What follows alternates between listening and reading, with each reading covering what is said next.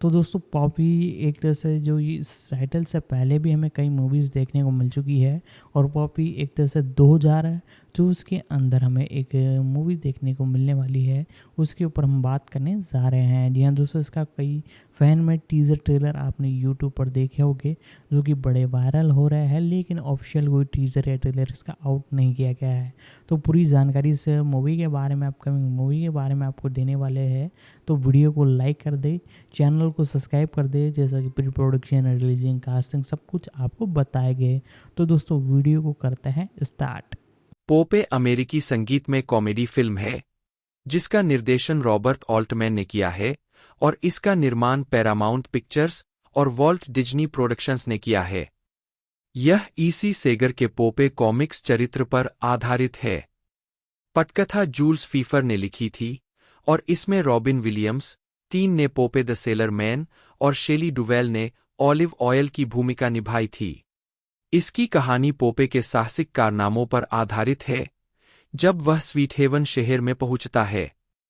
Film का premiere 6 दिसंबर 1980 को Los Angeles, California में हुआ और अगले सप्ताह संयुक्त राज्य अमेरिका के बाकी हिस्सों में प्रदर्शित हुई, जिसका वितरण पैरामाउंट द्वारा किया गया, जबकि डिज्नी ने ब्यूना विस्टा इंटरनेशनल के माध्यम से अंतर्राष्ट्रीय वितरण का काम संभाला। 4. इसने अपने शुरुआती सप्ताहांत में $6.3 मिलियन और दुनिया भर में $49.8 मिलियन की कमाई की, जबकि इसका बजट $20 मिलियन था। 5.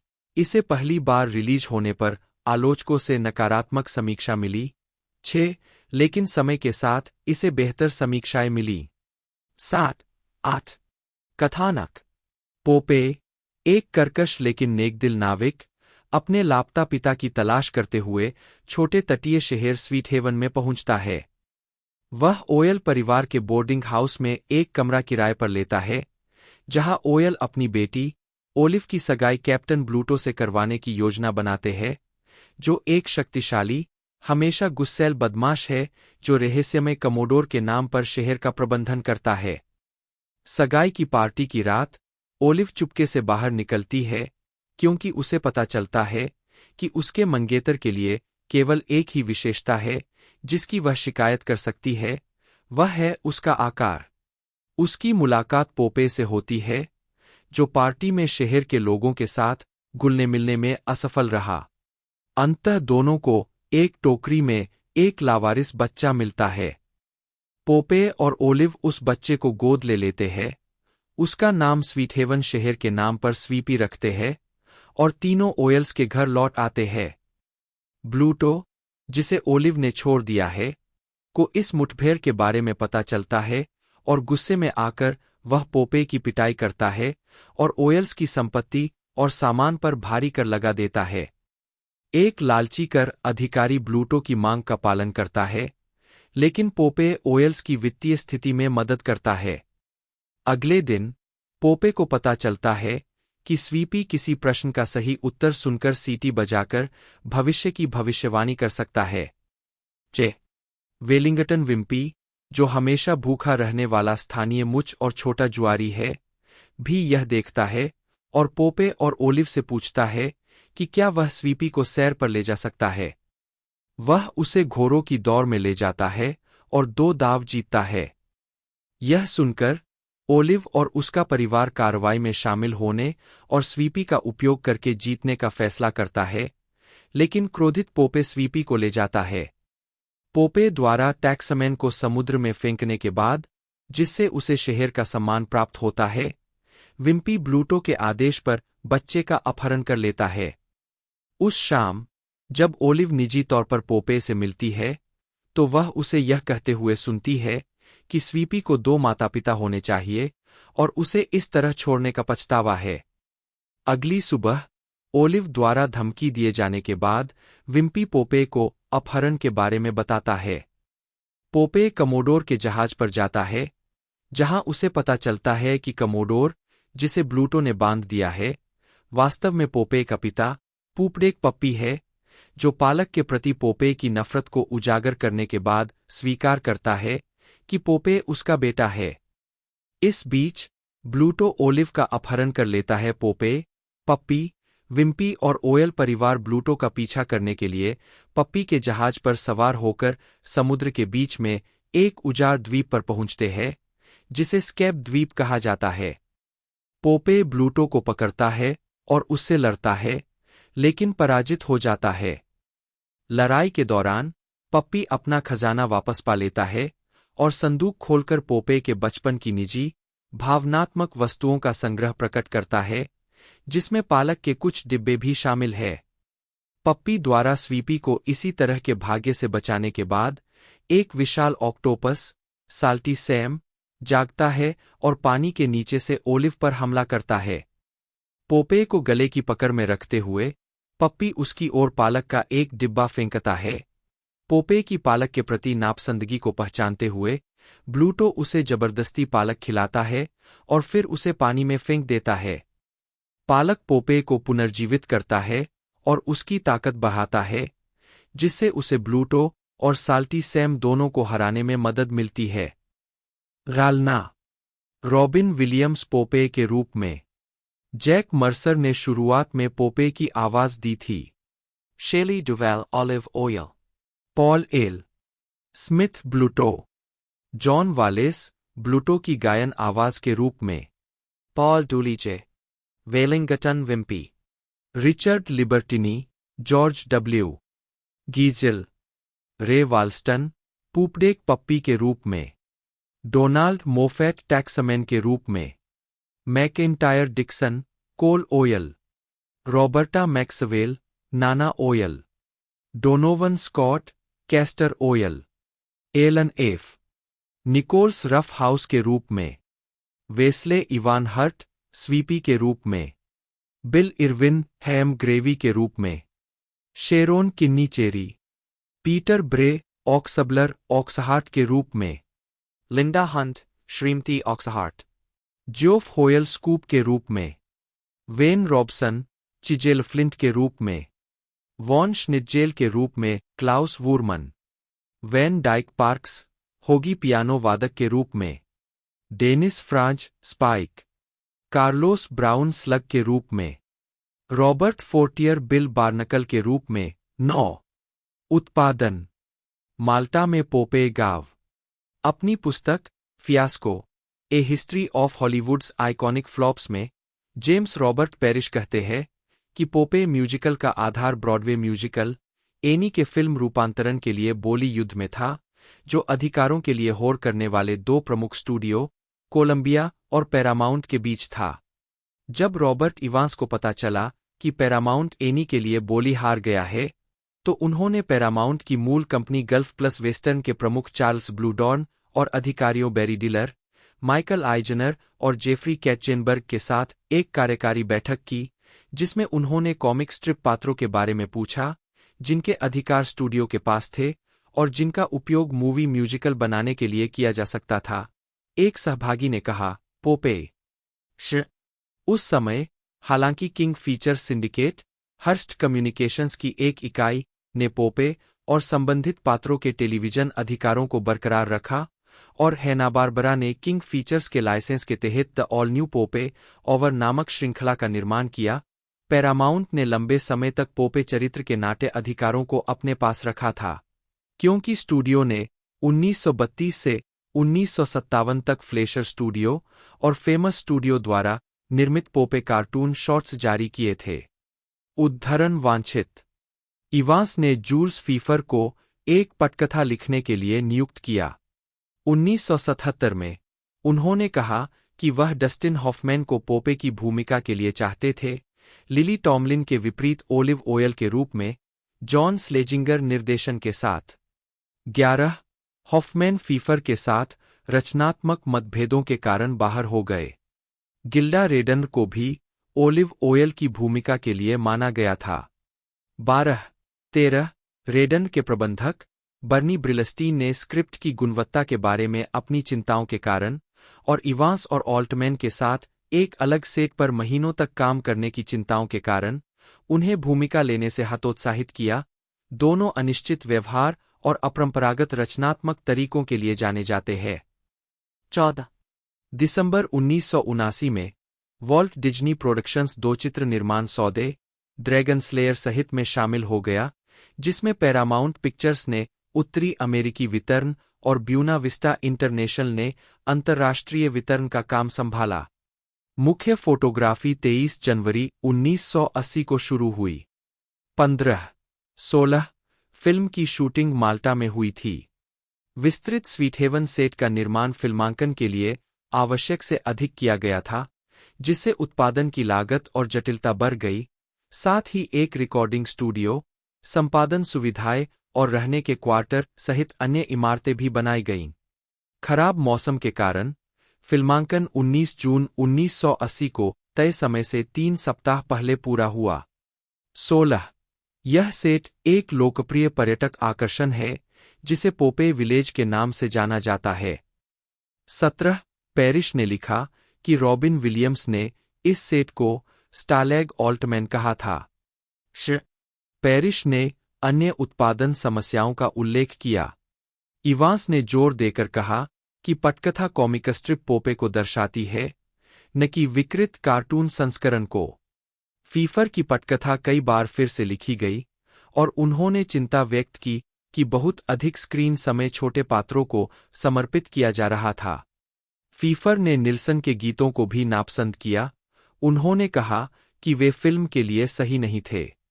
सिलिकॉन रबर से बने पोपे की मूल मांसपेशियों की भुजाओं को फिल्मांकन के बाद विलियम्स के लिए हेरफेर करना और निकालना मुश्किल था, इसलिए उन्हें फिर से बनाने के लिए 2 इतालवी कारीगरों को माल्टा लाया गया और ऑल्टमैन को अपने शूटिंग शेड्यूल में फेरबदल करना पड़ा। उन्होंने फिल्मांकन के दौरान कलाकारों से कुछ संगीतमय गीत भी गवाए, जो पहले स्टूडियो में गाने रिकॉर्ड करने और लिपसिंकिंग करने वाले अभिनेताओं की पारंपरिक फिल्म संगीत प्रथा को तोड़ते थे। इससे आवाजों को सटीक रूप से पकड़ने में कठिनाइयों के कारण ध्वनि की गुणवत्ता कम हो गई। विलियम्स ने अपने चरित्र की बरबराने की शैली से परेशानी के कारण अपने अधिकांश संवादों को फिर से रिकॉर्ड किया, आंशिक रूप से मुंह में पाइप के साथ बात करने के उपोत्पाद के रूप में। एडलिब्स के प्रति उनके झुकाव के कारण निर्देशक के साथ टकराव हुआ। ऑक्टोपस से जुड़ी अंतिम लड़ाई यांत्रिक जानवर की खराबी के कारण जटिल हो गई थी। उत्पादन लागत $20 मिलियन से अधिक हो जाने के बाद पैरामाउंट ने ऑल्टमैन को फिल्मांकन समाप्त करने और जो कुछ भी उनके पास था उसे लेकर कैलिफोर्निया लौटने का आदेश दिया। मुक्त करना। पोपे का प्रीमियर लॉस एंजल्स के मेंस चाइनीज थिएटर में 6 दिसंबर 1980 को हुआ, जो ईसी सेगर के 86वें जन्मदिन से 2 दिन पहले हुआ था। 18-123 होम मीडिया। पोपे को कई होम मीडिया प्रारूपों में रिलीज किया गया है, जिसमें VHS, बीटामैक्स, CED, लेजरडिस्क, DVD और डिजिटल स्ट्रीमिंग सेवाओं के माध्यम से मानक और उच्च परिभाषा वीडियो रिजोल्यूशन दोनों में शामिल है। पैरामाउंट होम एंटरटेनमेंट ने फिल्म की 40वीं वर्षगांठ के सम्मान में 1 दिसंबर 2020 को पोपे का पहला ब्लूरे संस्करण जारी किया। 19-20 स्वागत। Box office. फिल्म ने संयुक्त राज्य अमेरिका में अपने शुरुआती सप्ताहांत में $6 मिलियन की कमाई की और 32 दिनों के बाद 32,000,000 कमाए। 18,123,124 फिल्म ने संयुक्त राज्य अमेरिका के बॉक्स ऑफिस पर 49,823,037,1 कमाए, जो फिल्म के बजट से दोगुने से भी ज्यादा था और दुनिया भर में कुल $60 मिलियन। 2-88फिल्म कमेंट ने लिखा, फिल्म की रिलीज से पहले उद्योग के लोग इसे इवांसगेट कहकर निर्माता रॉबर्ट इवांस का मजाक उड़ा रहे थे, लेकिन जाहिर है कि फिल्म ने छोटे बच्चों के बीच अच्छी पकड़ बना ली है। 21 हालांकि फिल्म की कमाई काफी सफल रही, खासकर उस समय थिएटर टिकटों की बहुत कम कीमत को देखते हुए। यह फिल्म मेगा ब्लॉकबस्टर नहीं थी जिसकी पैरामाउंट और डिज्नी ने उम्मीद की थी, और इस तरह कुछ लोगों ने इसे निराशाजनक माना। 22-23 ऑल्टमैन, जिन्हें एक बार समीक्षकों ने सराहा था, हॉलीवुड में उनका बहिष्कार किया गया। उनके दशक भर के करियर में गिरावट में पेरिस जाना भी शामिल था, जहां उन्होंने स्टेज नाटकों के कम बजट वाले फिल्म रूपांतरणों का निर्देशन किया। आलोचनात्मक प्रतिक्रिया। उस समय समीक्षाएं आमतौर पर नकारात्मक थीं, लेकिन समय के साथ फिल्म का अधिक सकारात्मक पुनर्मूल्यांकन किया गया है। 12/6/25 रॉटन टोमाटोज पर 43 आलोचकों की समीक्षाओं के आधार पर फिल्म को 58% की स्वीकृति रेटिंग मिली है। आलोचनात्मक सर्वसम्मति कहती है, ऑल्टमैन का प्रतिष्ठित कार्टून पर नजरिया गड़बड़ और बेतहाशा असमान है, लेकिन इसका मजबूत हास्य और उन्मत्त आकर्षण विरोध करना मुश्किल है। 7 मेटाक्रिटिक पर 14 आलोचकों की समीक्षाओं के आधार पर इसे 100 में से 64 का स्कोर मिला है, जो आमतौर पर अनुकूल समीक्षा दर्शाता है। शिकागो सन-टाइम्स के रोजर एबर्ट ने फिल्म को 4 में से 3.5 स्टार दिए। उन्होंने लिखा कि डुवेल ओलिव ऑयल का किरदार निभाने के लिए पैदा हुए थे और पोपे ऑल्टमैन ने साबित कर दिया कि कॉमिक स्ट्रिप के व्यापक स्ट्रोक लेना और उन्हें परिष्कृत मनोरंजन में बदलना संभव है। 26 शिकागो ट्रिब्यून के जीन सिस्केल ने 4 में से 3.5 दिए। उन्होंने लिखा कि पहले 30 मिनट थकाऊ और पूरी तरह से बिना किसी दृष्टिकोण के थे, लेकिन एक बार जब स्वीपी को पेश किया गया तो फिल्म काफी मनोरंजक हो गई और कुछ दृश्यों में बहुत खास हो गई। 27 द मंथली फिल्म बुलेटिन के रिचर्ड कॉम्प्स ने लिखा, अपने स्वयं के मूर्खतापूर्ण अंदाज में यह काम करता है। 28 द न्यूयॉर्क टाइम्स के विंसेंट कैनबी ने इसे एक पूरी तरह से आकर्षक, बेहद आकर्षक फिल्म का गड़बड़झाला कहा, जो अक्सर उत्साही और मजाकिया, कभी-कभी दिखावटी और सपाट, कभी-कभी मजबूती से मजेदार और अक्सर समझ से परे होती है। यह संक्षेप में एक बहुत ही मिश्रित बैग है। 29. अन्य आलोचक प्रतिकूल थे, जैसे कि लियोनार्ड माल्टिन, जिन्होंने इस चित्र को एक बम के रूप में वर्णित किया। ईसी सेगर का प्रिय नाविक इस आश्चर्यजनक रूप से उबाऊ फिल्म में डूबते जहाज पर चढ़ता है। एक गेम कास्ट, एक अनफनी स्क्रिप्ट, अव्यवस्थित मंचन और कुछ कथित गानों के साथ अपना सर्वश्रेष्ठ प्रदर्शन करता है। इसके बजाय मैक्स फ्लेशर कार्टून के कुछ घंटों के लिए ट्यून करें, आप बहुत बेहतर महसूस करेंगे। 30-31 वैरायटी ने लिखा कि सभी शामिल फिल्म के एक बड़े शुरुआती हिस्से की बलि देकर पात्रों को जीवंत करने में विफल रहे। यह केवल तभी संभव है जब वे पात्रों को उनके कार्टून पागलपन पर वापस जाने की अनुमति देते हैं, तभी चित्र काम करता है। 32-33 द वाशिंगटन पोस्ट के गैरी अर्नोल्ड ने लिखा, जबकि इस विस्तृत रूप से शैलीबद्ध, परेशान करने वाली संगीत में स्लैपस्टिक फंतासी में पसंद करने के लिए चीजें हैं। वे बेतरतीब ढंग से उभरती है और एक अनिश्चित सेटिंग में अंदर और बाहर निकलती है। 34 लॉस एंजल्स टाइम्स के चार्ल्स चैंपलिन ने फिल्म को शायद ही कभी अरुचिकर, लेकिन शायद ही कभी पूरी तरह से संतोषजनक बताया और सोचा कि संवाद के वयस्क लहजे ने इसे अनिश्चित बना दिया कि फिल्म का लक्षित दर्शक वर्ग क्या है। 35 टीवी गाइड का कहना है, निर्देशक रॉबर्ट ऑल्टमैन और पटकथा लेखक जूल्स फीफर की यह फिल्म पोपे को फीचर लंबाई में रूपांतरित करती है। ऑल्टमैन के खराब निर्देशन के तहत एक अच्छा विचार बेकार हो गया। केवल अंतिम 50 मिनट में ही पोपे कुछ रोमांच पैदा करता है। 36. परंपरा, कई लेखकों ने पोपे की तुलना बाद की कॉमिक बुक फिल्मों से की है। एक लेख में इसे कॉमिक बुक रूपांतरणों में नहीं अपनाया गया रास्ता कहा गया है। लेखक ने पोपे, डिक ट्रेसी और हल्क की प्रशंसा कॉमिक तकनीकों जैसे मास्किंग, पेनलिंग और पेज लेआउट का उपयोग करने के लिए की है, जो डीसी एक्सटेंडेड यूनिवर्स और मार्वल सिनेमैटिक यूनिवर्स नहीं करते हैं।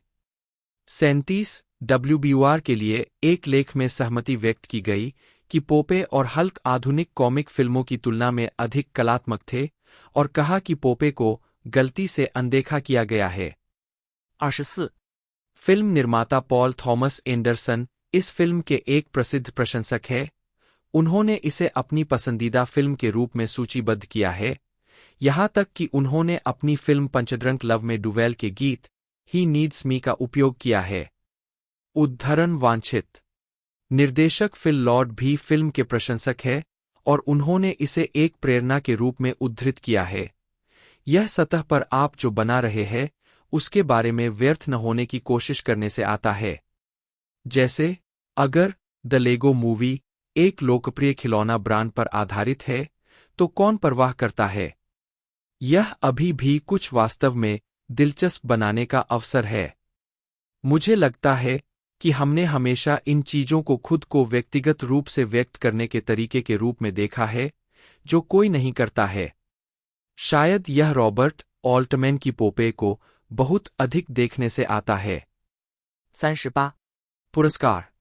फिल्म ने अपने मूल मतपत्र में स्टिंकर्स बैड मूवी अवार्ड्स में सबसे खराब फिल्म का पुरस्कार जीता 39 और फिर 2006 में अपने विस्तारित मतपत्र में 40 फिल्म को सर्वश्रेष्ठ फंतासी फिल्म के लिए सैटर्न पुरस्कार नामांकन भी मिला।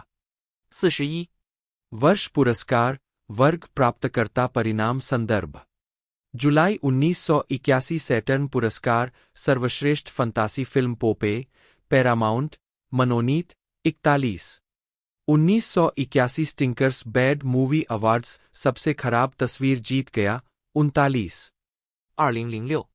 विस्तारित मतपत्र जीत गया 40 सबसे खराब निर्देशक रॉबर्ट ऑल्टमैन मनोनीत सबसे खराब अभिनेता रॉबिन विलियम्स मनोनीत सबसे खराब पटकथा पोपे पैरामाउंट मनोनीत किसी फिल्म या उसके अंतिम क्रेडिट में सबसे खराब गाना या गाना प्रदर्शन शेली डुवेल द्वारा ही नीड्स मी जीत गया सबसे खराब रीमेक पोपे पैरामाउंट जीत गया साउंड ट्रैक मूल release Popeye. Sound track album द्वारा हैरी निल्सन जारी किया 1980 2000 2016 2017 में पुनः जारी रिकॉर्डेड 1980 शैली pop show tune label Boardwalk 1980 Walt Disney बटा गेफेन 2000 वेरे सरबांडे बटा यूनिवर्सल 2016 2017 वॉल्ट डिज्नी 2017 निर्माता हैरी निल्सन कालक्रम फ्रेश हैरी 1980 पोपे 1980 बुलेट के साथ एकल 1982.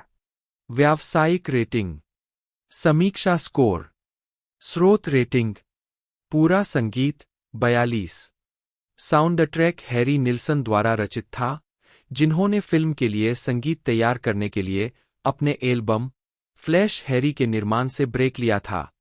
उन्होंने सभी मूल गीत लिखे और चेरोकी स्टूडियो में निर्माता ब्रूस रॉब के साथ संगीत का सहनिर्माण किया। फिल्म में साउंड ट्रैक असामान्य था क्योंकि अभिनेताओं ने कुछ गाने लाइव गाए थे। इस कारण से स्टूडियो एल्बम फिल्म में सुनाई गई पटरियों से बिल्कुल मेल नहीं खाता था। वैन डाइक पार्क्स को संगीत संयोजक के रूप में श्रेय दिया जाता है। अमेरिकी ट्रेलर में साउंड ट्रैक एल्बम का गाना आई याम व्हाट आई याम है, न कि फिल्म का लाइव प्रदर्शन। I am Popeye the sailor man गीत सैमी लर्नर द्वारा मूल Max Fleischer cartoon Popeye the sailor के लिए रचित था। नहीं।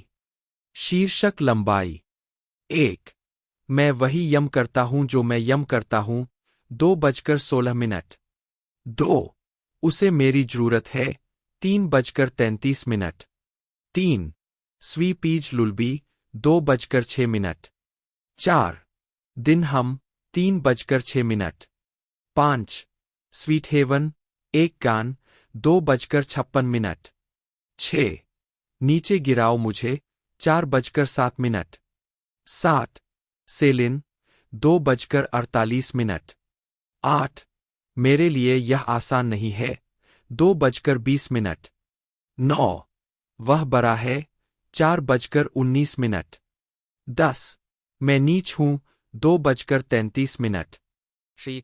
बच्चे 4:23 12 मैं पोपे नाविक आदमी हूं 1:19 एल्बम में एवरीथिंग इज फूड गीत शामिल नहीं था और डिन वी जिसे फिल्म से काट दिया गया था गीत शामिल किया गया था।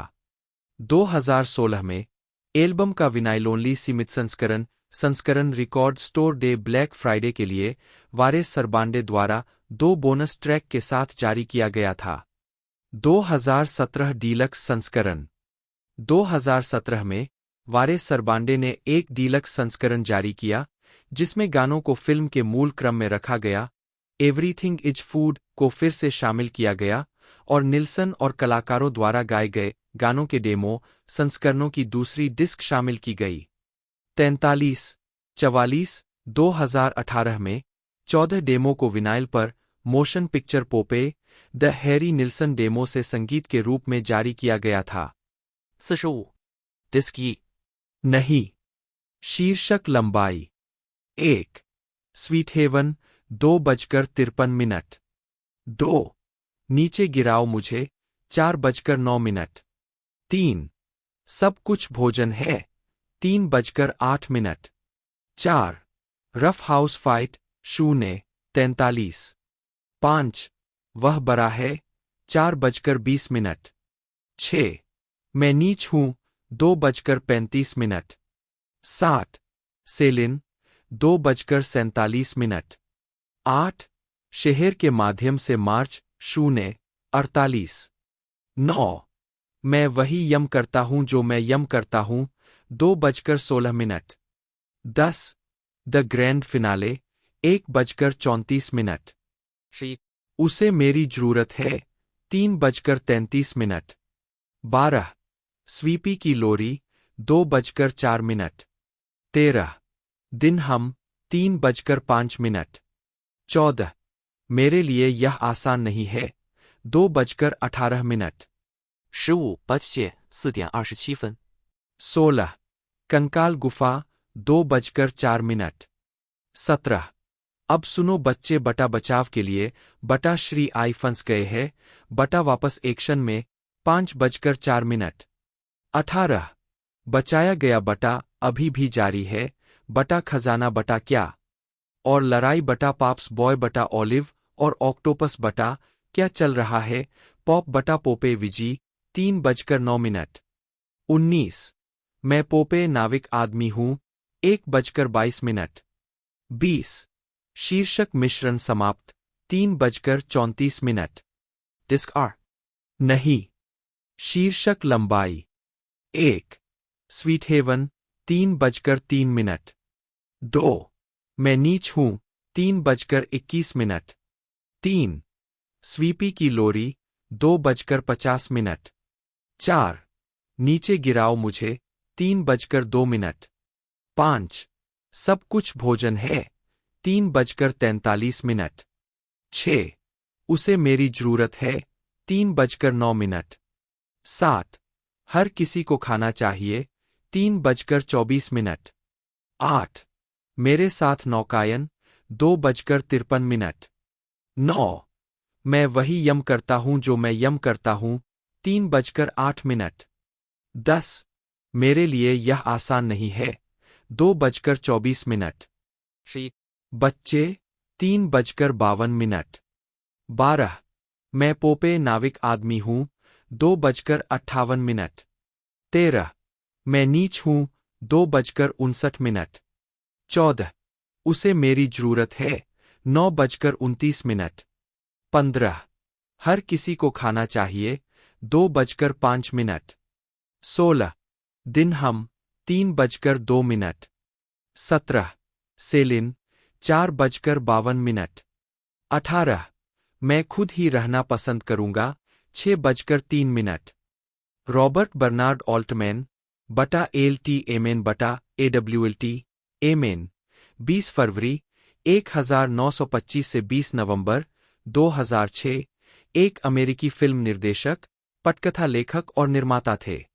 उन्हें सर्वश्रेष्ठ निर्देशक के लिए अकादमी पुरस्कार के लिए 5 बार नामांकित किया गया था और उन्हें न्यू हॉलीवुड युग का एक चिरस्थायी व्यक्ति माना जाता है।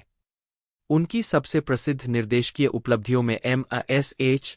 1970, McCabe and Mrs Miller 1971, the long goodbye 1973, Nashville 1975, 3 women 1977, the player 1992, shortcuts 1993, Gosford Park 2001 और द कंपनी 2003 शामिल है।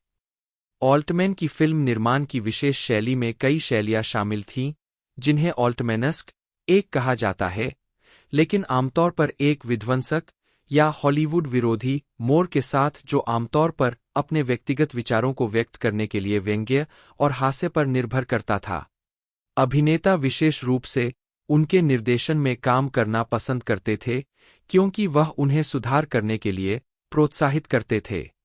उन्होंने अपनी फिल्मों के लिए बड़े कलाकारों को प्राथमिकता दी और एक मल्टी-ट्रैक रिकॉर्डिंग तकनीक विकसित की जो कई अभिनेताओं के ओवरलैपिंग संवाद का निर्माण करती थी। इसने दर्शकों के लिए अधिक प्राकृतिक, अधिक गतिशील और अधिक जटिल अनुभव का निर्माण किया। उन्होंने स्क्रीन पर होने वाली गतिविधि को बढ़ाने के लिए अत्यधिक मोबाइल कैमरा वर्क और जूम लेंस का भी उपयोग किया। आलोचक पॉलिन केल ने उनकी निर्देशन शैली के बारे में लिखते हुए कहा कि ऑल्टमैन कुछ भी नहीं से फिल्म आतिशबाजी बना सकते हैं।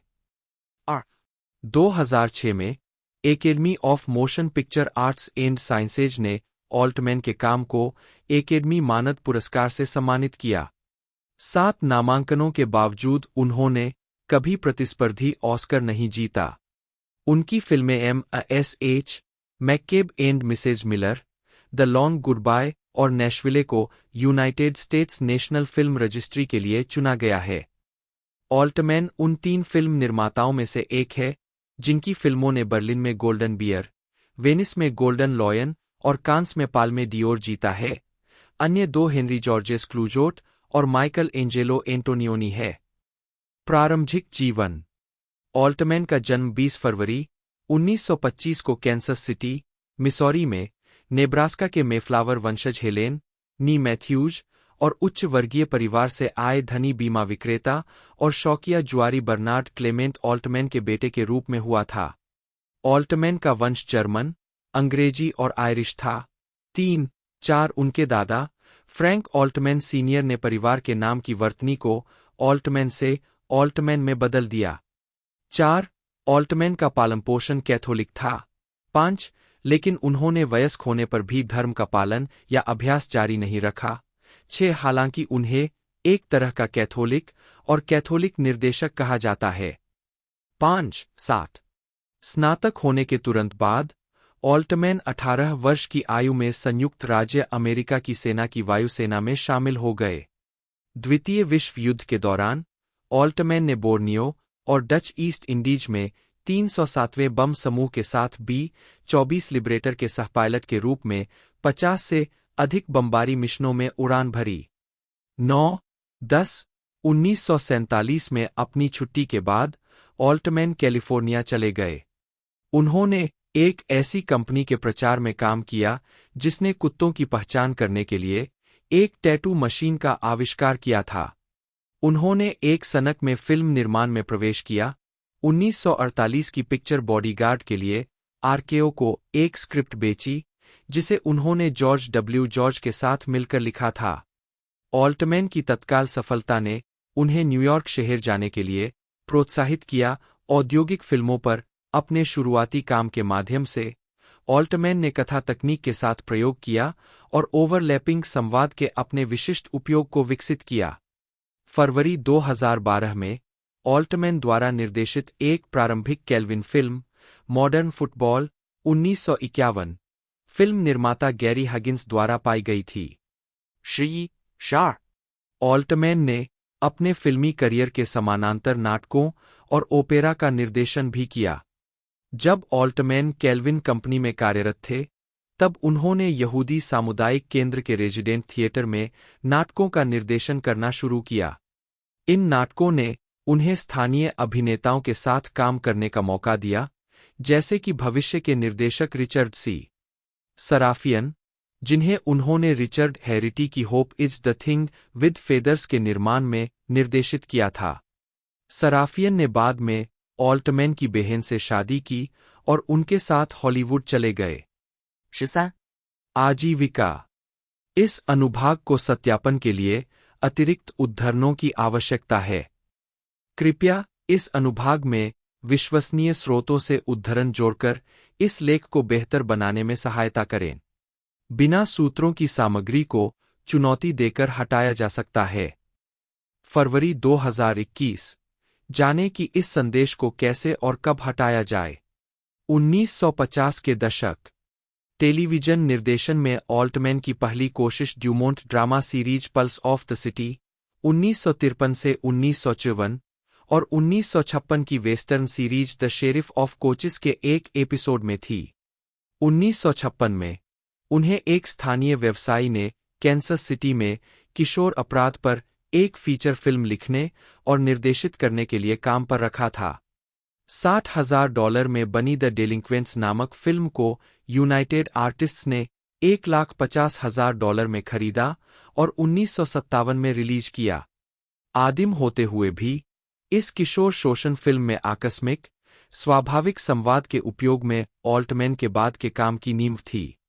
इसकी सफलता के साथ ऑल्टमैन अंतिम बार कैंसस सिटी से कैलिफोर्निया चले गए। दोनों कार्यों ने अल्फ्रेड हिचकॉक का ध्यान आकर्षित किया, जिन्होंने सीबीएस एंथोलॉजी श्रृंखला अल्फ्रेड हिचकॉक प्रेजेंट्स के लिए ऑल्टमैन को निर्देशक के रूप में काम पर रखा। सिर्फ 2 एपिसोड के बाद ऑल्टमैन ने एक निर्माता के साथ मतभेदों के कारण इस्तीफा दे दिया, लेकिन इस प्रदर्शन ने उन्हें एक सफल टेलीविजन करियर बनाने में सक्षम बनाया। अगले दशक में ऑल्टमैन ने टेलीविजन पर और लगभग विशेष रूप से सीरीज ड्रामा में खूब काम किया और Whirlybirds, the Millionaire, US Marshal, the Troubleshooters, the Roaring बीसेस, Bonanza, Bus Stop, Kraft Mystery Theatre, Combat के कई एपिसोड निर्देशित किए। साथ ही कई अन्य उल्लेखनीय श्रृंखलाओं के एकल एपिसोड भी निर्देशित किए, जिनमें हवाईयन आई, मेवरिक, चौथे सीजन का episode bolt from the blue भी ऑल्टमैन द्वारा लिखा गया। 1960 के दशक। 1960 के दशक तक ऑल्टमैन ने सीमित बजट पर तेजी से और कुशलता से काम करने की अपनी क्षमता के कारण खुद को एक टेलीविजन निर्देशक के रूप में स्थापित कर लिया था। हालांकि उन्हें नेटवर्क के आदेशों का पालन करने से इनकार करने के कारण अक्सर टेलीविजन प्रोजेक्ट से निकाल दिया जाता था, लेकिन ऑल्टमैन हमेशा नए काम पाने में सक्षम थे।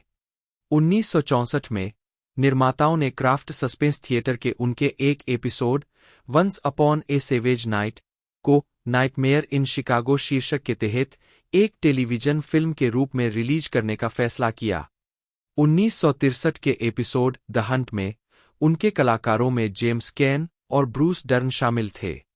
2 साल बाद ऑल्टमैन को कम बजट की अंतरिक्ष यात्रा फीचर काउंटराउन का निर्देशन करने के लिए नियुक्त किया गया, लेकिन परियोजना के समापन के कुछ दिनों के भीतर ही उन्हें निकाल दिया गया, क्योंकि उन्होंने फिल्म को प्रबंधनीय लंबाई में संपादित करने से इनकार कर दिया था।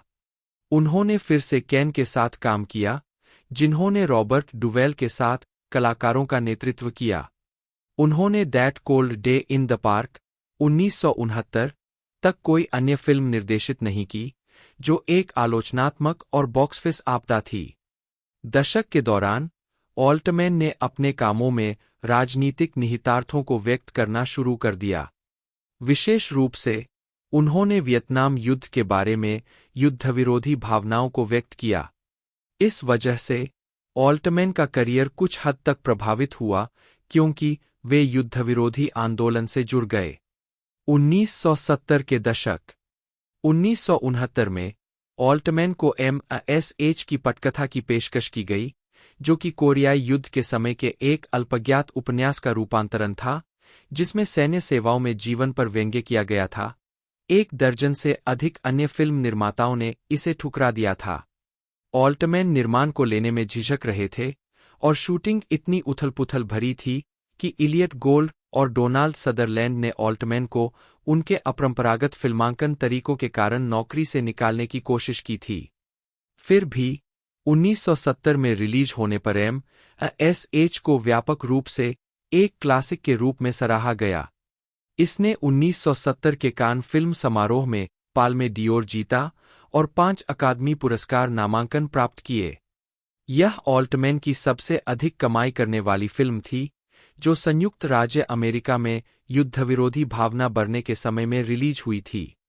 अकादमी फिल्म अभिलेखागार ने 2000 में MSH को संरक्षित किया। 14. अब एक प्रमुख प्रतिभा के रूप में पहचाने जाने वाले ऑल्टमैन ने मैकेब एंड मिसेज मिलर 1971 के साथ महत्वपूर्ण सफलताएं हासिल कीं, जो एक संशोधनवादी वेस्टर्न था जिसमें लियोनार्ड कोहेन के तीखे गाने अमेरिकी सीमांत क्षेत्र के एक गंभीर दृष्टिकोण को रेखांकित करते हैं। इमेजेस, उनका एकल बर्गमैन से प्रेरित एक हॉरर फिल्म बनाने का प्रयास, the long goodbye 1973, Raymond Chandler के उपन्यास लेग ब्रैकेट द्वारा लिखित का एक विवादास्पद रूपांतर, जिसे अब नवनोयर उपशैली पर एक मौलिक प्रभाव के रूप में दर्जा दिया गया। Thieves like us 1974, Edward Anderson के उपन्यास का एक रूपांतर, जिसे पहले निकोलस रेने दे लिव बाय नाइट 1949 के रूप में फिल्माया था। कैलिफोर्निया स्प्लिट 1974, एक जुआ कॉमेडी ड्रामा। ऑल्टमैन की अगली film buffalo bill and the Indians या सिटिंग बुल्स हिस्ट्री लेसन ने 28वें बर्लिन अंतर्राष्ट्रीय फिल्म महोत्सव में गोल्डन बियर पुरस्कार जीता। हालांकि उनकी फिल्मों को अक्सर विभाजनकारी नोटिस के साथ मिला था और कुछ, जैसे ए परफेक्ट कपल और क्विंटेट, को व्यापक रूप से खराब कर दिया गया था। युग के कई प्रमुख फिल्म समीक्षकों, पॉलिन केल, विंसेंट कैनबी और रोजर एबर्ट सहित, पूरे दशक में उनकी निर्देशन शैली के प्रति लगातार वफादार रहे। दर्शकों को उनकी फिल्मों की सराहना करने में कुछ समय लगा और वह स्टूडियो अधिकारियों को संतुष्ट नहीं करना चाहते थे। 1970 में MSH की रिलीज के बाद उन्होंने स्वतंत्र उत्पादन की स्वतंत्रता के लिए लायंस गेट फिल्म्स की स्थापना की। ऑल्टमैन की कंपनी को वर्तमान लायंस गेट कनारा बटा US मनोरंजन कंपनी के साथ भ्रमित नहीं होना चाहिए। 15. उन्होंने अपनी कंपनी के माध्यम से जो फिल्में बनाई उनमें ब्रूस्टर मैकक्लाउड, ए वेडिंग और 3 वीमेन शामिल थीं। 1980 के दशक 1976 में नैशविले पुरस्कार समारोह में लिलियन गिश और लिली टॉमलिन के साथ ऑल्टमैन। 1980 में उन्होंने संगीतमय फिल्म पोपे का निर्देशन किया।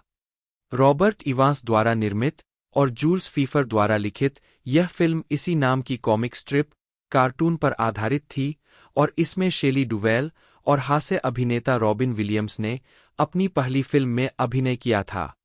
1970 के दशक के अंत में समीक्षकों द्वारा प्रशंसित लेकिन व्यावसायिक रूप से असफल कम बजट की फिल्मों 3 वीमेन, ए वेडिंग और क्विंटेट सहित की एक श्रृंखला के बाद ऑल्टमैन के व्यावसायिक प्रभाव को बढ़ाने के लिए एक वाहन के रूप में तैयार की गई इस फिल्म का फिल्मांकन माल्टा में किया गया था। यह जल्द ही निर्देशक सहित अधिकांश कलाकारों और क्रू के बीच भारी मात्रा में नशीली दवाओं और शराब के उपयोग से घिर गई। ऑल्टमैन का कथित तौर पर इवांस, विलियम्स, जिन्होंने फिल्म छोड़ने की धमकी दी थी, और गीतकार हैरी निल्सन, जो शूटिंग के बीच में ही चले गए। हालांकि $20 मिलियन के बजट वाली इस फिल्म ने विश्वभर में $60 मिलियन की कमाई की और यह ऑल्टमैन द्वारा निर्देशित अब तक की दूसरी सबसे अधिक कमाई करने वाली फिल्म थी। लेकिन यह स्टूडियो की उम्मीदों पर खरी नहीं उतरी और इसे बॉक्स ऑफिस पर निराशाजनक माना गया। 1981 में निर्देशक ने लायंस गेट को निर्माता जोनाथन टैपलिन को बेच दिया क्योंकि उनके राजनीतिक व्यंग्य हेल्थ क्रिसमस रिलीज के लिए 1979 की शुरुआत में शूट किया गया को 1980 के दौरान परीक्षण और त्योहारों के प्रदर्शन के बाद लंबे समय से वितरक 20वीं शताब्दी फॉक्स द्वारा बंद कर दिया गया था। फॉक्स से लंबे समय तक ऑल्टमैन के पक्षपाती एलन लैड जूनियर के प्रस्थान ने भी फिल्म की रिलीज को रोकने में निर्णायक भूमिका निभाई। न्यू हॉलीवुड ब्लॉकबस्टर युग के बाद अपनी अस्थिर प्रतिष्ठा और पोपे के उत्पादन से जुड़ी विशेष रूप से उथल-पुथल भरी घटनाओं के कारण प्रमुख वित्तपोषण हासिल करने में असमर्थ, ऑल्टमैन फिल्मों के बीच टेलीविजन और थिएटर में लौट आए। पोपे के बाद उनका पहला प्रोजेक्ट 2 बाय साउथ था, जो अज्ञात नाटककार फ्रैंक साउथ के नाटकों रैटलस्नेक इन ए कूलर और प्रेशियस ब्लर का डबल बिल था। ऑल्टमैन द्वारा इसे टेलीविजन फिल्मों की एक जोड़ी के रूप में रूपांतरित करने से पहले प्रोडक्शन की शुरुआत लॉस एंजिल्स में हुई और फिर इसे ऑफ ब्रॉडवे स्थानांतरित कर दिया गया। ऑल्टमैन का अगला प्रोजेक्ट एड ग्रेजिक के नाटक कम बैक टू द पंच एंड डाइम जिमी डीन को पुनर्जीवित करना था। 2 बाई साउथ की तरह ऑल्टमैन ने अपने प्रोडक्शन को एक फिल्म के रूप में रूपांतरित 1982 में come back to the 5 and dime Jimmy Dean पर काम खत्म करने के बाद ऑल्टमैन अपनी अगली फिल्म स्ट्रीमर्स को फिल्माने के लिए डलास गए। डेविड रेबे द्वारा उनके हिट नाटक से रूपांतरित इस फिल्म को केवल 18 दिनों में शूट किया गया था। 1983 में इसकी रिलीज ने इसे ऑल्टमैन का इतने सालों में तीसरा नाट्य रूपांतरण बना दिया। इसके बाद उन्होंने मिशिगन विश्वविद्यालय में अपनी फिल्मों पर एक कोर्स पढ़ाना शुरू किया, जहां उन्होंने इगोर स्ट्राविंस्की की द रेक प्रोग्रेस का अपना पहला प्रोडक्शन भी मंचित किया। उन्होंने जॉन एंडरसन के 1983 के हिट सिंगल ब्लैक शीप का सहलेखन भी किया। 17 अपने 3 लगातार नाट्य रूपांतरणों की महत्वपूर्ण सफलता के बाद ऑल्टमैन ने किशोर कॉमेडी ओसी और स्टिग्स 1985 के साथ हॉलीवुड में वापसी करने का प्रयास किया। पोपे की तरह अराजक उत्पादन में ऑल्टमैन और स्टूडियो एमजीएम के बीच तनाव की विशेषता थी। ऑल्टमैन ने अधिकारियों और पटकथा लेखकों से दूर शूटिंग के लिए एरिजोना की यात्रा की, जिन्हें उन्होंने सेट से प्रतिबंधित कर दिया। वहां उन्होंने 1983 की गर्मियों में फिल्म की शूटिंग की, लेकिन खराब परीक्षण स्क्रीनिंग, स्टूडियो के भीतर अराजकता और बदलते स्वामित्व ने फिल्म की रिलीज में देरी की। इसे आखिरकार शूटिंग के 4 साल बाद 1987 में एक विलंबित सीमित व्यावसायिक रिलीज मिली। 18 ब्रिटिश फिल्म संस्थान ने बाद में इसे संभवतः ऑल्टमैन की सबसे कम सफल फिल्म के रूप में संदर्भित किया। जब ओसी और स्टिग्स को बंद कर दिया गया, तो ऑल्टमैन नाट्य रूपांतरणों और मिशिगन विश्वविद्यालय में सीक्रेट ऑनर फिल्माने के लिए वापस लौटे, जिसमें उन्होंने अपने छात्रों को क्रू मेंबर के रूप में इस्तेमाल किया। पूर्व राष्ट्रपति रिचर्ड निक्सन के बारे में एक व्यक्तिनाटक पर आधारित इस फिल्म में फिलिप बेकर हॉल ने पूर्व राष्ट्रपति की भूमिका निभाई थी। 2008 में मिशिगन विश्वविद्यालय पुस्तकालय ने ऑल्टमैन के संग्रह का अधिग्रहण किया।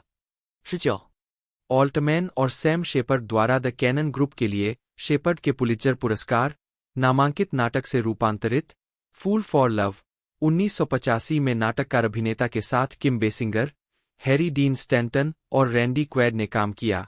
इसने उस दौर की उनकी ज्यादातर फिल्मों से बेहतर प्रदर्शन किया, $2 मिलियन के बजट पर घरेलू स्तर पर $9 लाख की कमाई की और रोजर एबर्ट और विंसेंट कैनबी से सकारात्मक समीक्षा प्राप्त की। फिर भी दर्शकों के बीच व्यापक लोकप्रियता उन्हें नहीं मिल पाई। अभी भी अप्रकाशित ओसी और स्टिग्स सहित अपनी आलोचनात्मक और व्यावसायिक असफलताओं से निराश होकर ऑल्टमैन पेरिस चले गए। वहां उन्होंने एक और टेलीविजन फिल्म द लॉन्ड्रोमैट की शूटिंग की, जिसे उन्होंने फूल फॉर लव से पहले पूरा किया।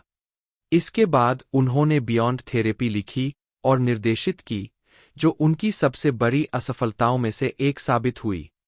इसके बाद ऑल्टमैन ने द रेक प्रोग्रेस का अपना दूसरा प्रोडक्शन किया, इस बार प्रतिष्ठित ओपेरा डे लिली में।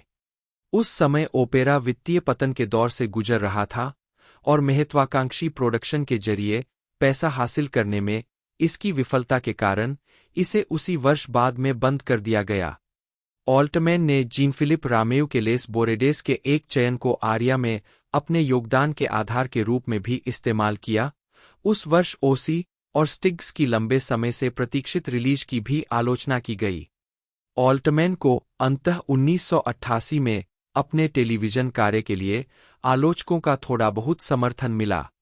वे उस वर्ष की शुरुआत में मॉक्यूमेंट्री शो टेनर 1988 की शूटिंग के लिए अमेरिका लौटे, जो गैरी ट्रूडो के साथ मिलकर संयुक्त राज्य अमेरिका के राष्ट्रपति अभियान के माहौल में बनाया गया था, जिसके लिए उन्हें प्राइम टाइम एमी पुरस्कार मिला। इस श्रृंखला को वास्तविक अभियान पथ पर शूट किया गया था और इसमें कई वास्तविक उम्मीदवार शामिल थे।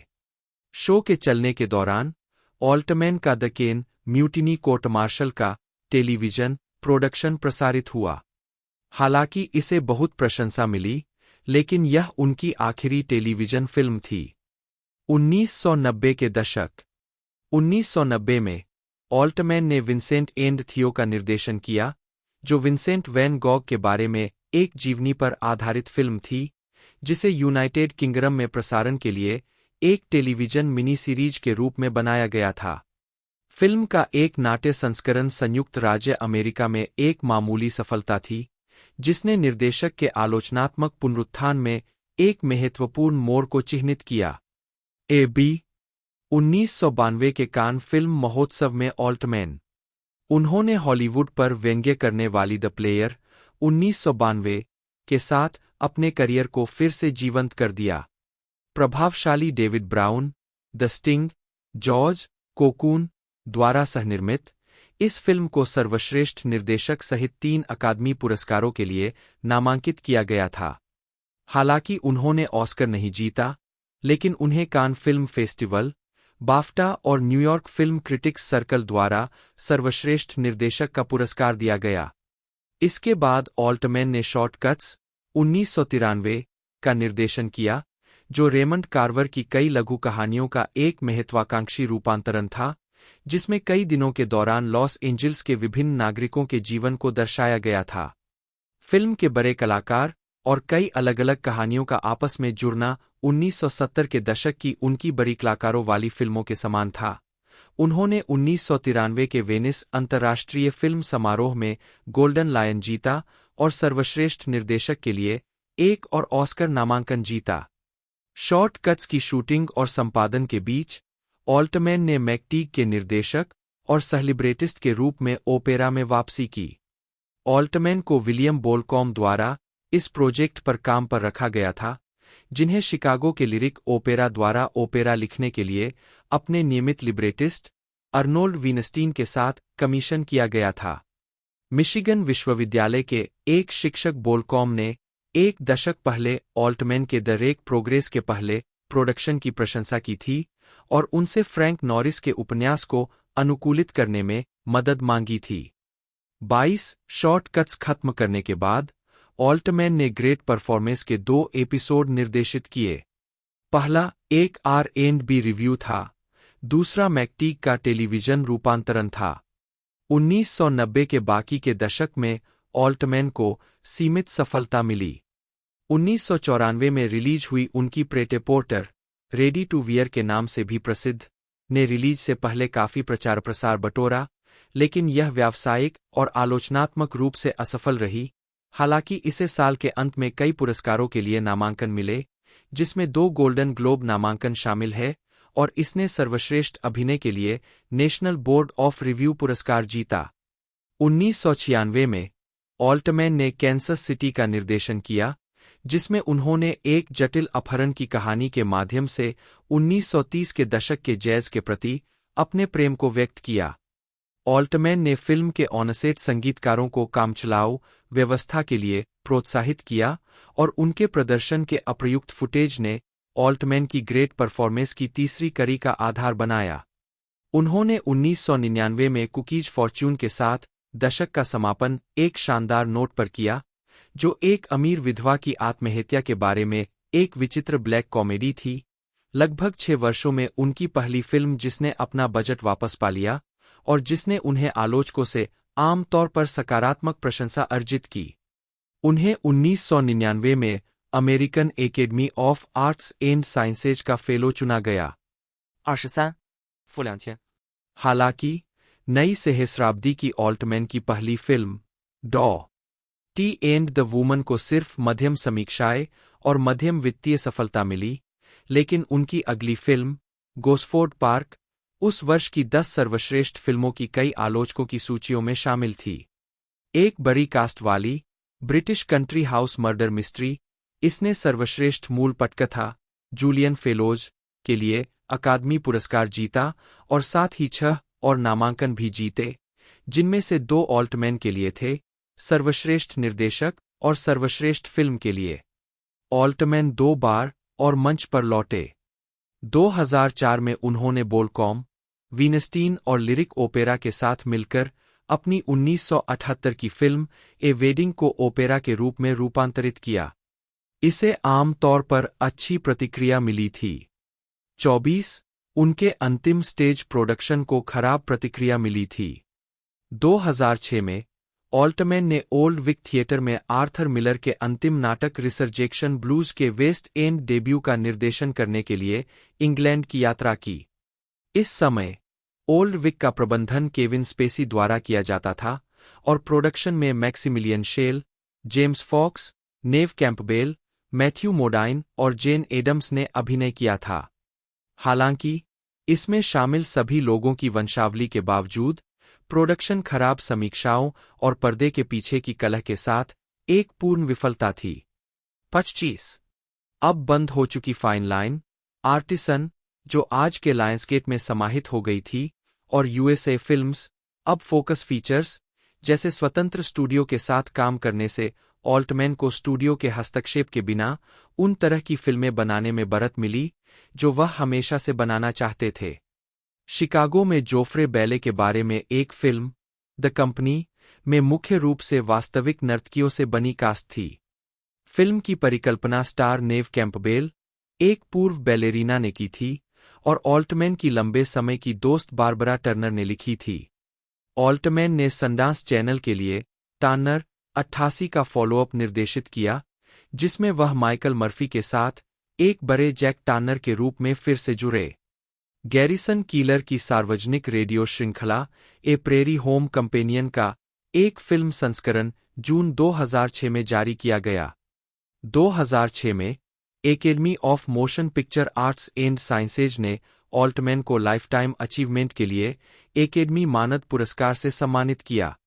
अपने स्वीकृति भाषण के दौरान उन्होंने खुलासा किया कि लगभग 10 या 11 साल पहले उनका हृदय प्रत्यारोपण हुआ था।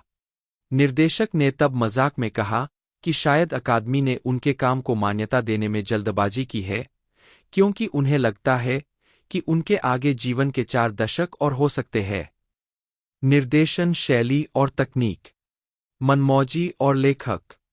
टेलीविजन में अपने सफल करियर के बाद ऑल्टमैन ने मध्यायु में फिल्म उद्योग में अपना नया करियर शुरू किया।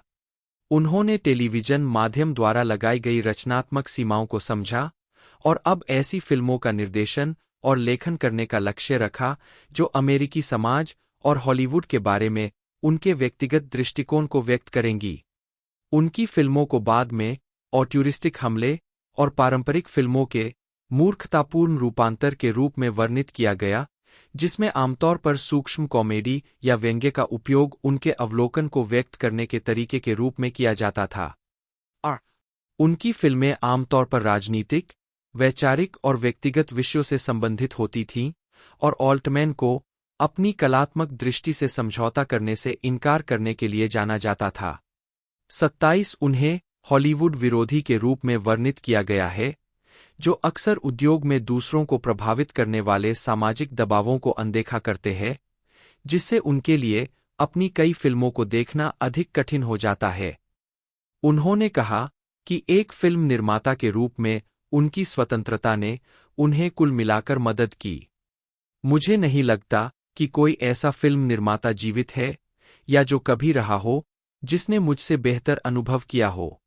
मैं कभी भी बिना किसी प्रोजेक्ट के नहीं रहा और यह हमेशा मेरी खुद की चुनी हुई परियोजना रही है। इसलिए मुझे नहीं पता कि यह कितना बेहतर हो सकता था। मैं मुगल नहीं बन गया हूं, मैं महल नहीं बनाता और मेरे पास बहुत बड़ी निजी संपत्ति नहीं है, लेकिन मैं वह करने में सक्षम रहा हूं जो मैं करना चाहता था और मैंने इसे बहुत बार किया है। 28 लेखक यान फ्रीर कहते हैं, ऑल्टमैन एक वास्तविक फिल्म प्रेमी थे, क्योंकि वे फिल्म उद्योग की व्यावसायिक अनुरूपता के खिलाफ गए थे। वे फिल्म प्रतिष्ठान के लिए संकट थे और उनके काम ने आमतौर पर अमेरिकी संस्कृति की चौड़ाई पर एक चतुर, तीखी नज़र डाली, अक्सर शैलियों और चरित्र के आदर्शों को उजागर किया। ऑल्टमैन अपूर्णताओं वाले लोगों से मोहित थे, लोग जैसे वे वास्तव में हैं, न कि जैसा कि फिल्में आपको विश्वास दिलाती है। 29 निर्देशक एलन रूडोल्फ ऑल्टमैन को एक विशेष श्रद्धांजलि के दौरान उनकी फिल्म निर्माण शैली को ऑल्टमैनस्क के रूप में संदर्भित करते हैं। 30 निर्देशन की अपनी स्वतंत्र शैली के कारण उन्होंने पटकथा लेखकों और फिल्मों के व्यावसायिक पक्ष के लोगों के बीच एक खराब प्रतिष्ठा विकसित की। वह स्वीकार करते हैं, लेखकों के बीच मेरी एक खराब प्रतिष्ठा है, जो वर्षों से विकसित हुई है। ओह, वह नहीं करता जो आप लिखते हैं, ब्ला ब्ला ब्ला। रिंग लार्डनर मुझसे बहुत नाराज थे, उनकी स्क्रिप्ट का पालन न करने के कारण। 18 नहीं ऑल्टमैन स्टूडियो प्रमुखों के साथ अच्छे से पेश आए। एक बार उन्होंने एक कार्यकारी की नाक पर मुक्का मारा और उसे स्विमिंग पूल में फेंक दिया क्योंकि उसने जोर देकर कहा कि वह जिस फिल्म पर काम कर रहा था उसमें से 6 मिनट काट दे। 32.9。अभिनेताओं के बीच उनकी प्रतिष्ठा बेहतर थी। उनके साथ उनकी स्वतंत्रता कभी कभी अभिनेताओं की पसंद तक बढ़ जाती थी, जो अक्सर आम सहमति के खिलाफ जाती थी। उदाहरण के लिए, चेर ने स्टेज प्ले और film come back to the 5 and dime Jimmy Dean 1982 के साथ अपने करियर की शुरुआत करने का श्रेय उन्हें दिया। बॉब के बिना मेरा कभी फिल्मी करियर नहीं होता। हर किसी ने उनसे कहा कि वे मुझे कास्ट न करें। हर कोई भी मुझे मौका नहीं देता। मुझे यकीन है कि बॉब ही एकमात्र ऐसे व्यक्ति थे जो ऐसा करने के लिए काफी बहादुर थे। जूलियन मूर जैसे अन्य लोग उनके साथ काम करने का वर्णन करते हैं। आप जानते हैं, बॉब के बारे में इतनी सारी बातें कि वह इस तरह का चिड़चिड़ा, मुश्किल किस्म का व्यक्ति है। खैर, मैंने देखा कि वह कभी भी किसी अभिनेता या रचनात्मक व्यक्ति के साथ ऐसा नहीं था। कभी नहीं। उसने यह सब पैसे वालों के लिए बचाकर रखा था। 33.431。निर्देशक रॉबर्ट डोर्नहेल्म ने कहा कि ऑल्टमैन फिल्म को एक शुद्ध, कलात्मक स्थल के रूप में देखते थे। उदाहरण के लिए, शॉर्टकट्स 1993 के साथ वितरक ने इसे व्यावसायिक रूप से व्यवहार्य बनाए रखने के लिए लंबाई से कुछ मिनट काटने के लिए उनसे विनती की। बॉब ने सोचा कि एंटीक्राइस्ट उनकी कला को नष्ट करने की कोशिश कर रहा था। वे अच्छे इरादे वाले लोग थे जो चाहते थे कि उन्हें वह मिले जिसके वे हकदार थे, जो एक बड़ी व्यावसायिक हिट थी। लेकिन जब बात कला या पैसे की आई, तो वे कला के साथ थे। 33.438。ऑल्टमैन के हठधर्मी रवैये को देखते हुए सैली केलरमैन ने उनकी एक फिल्म में अभिनय करने का मौका छोड़ने पर अफसोस जताया।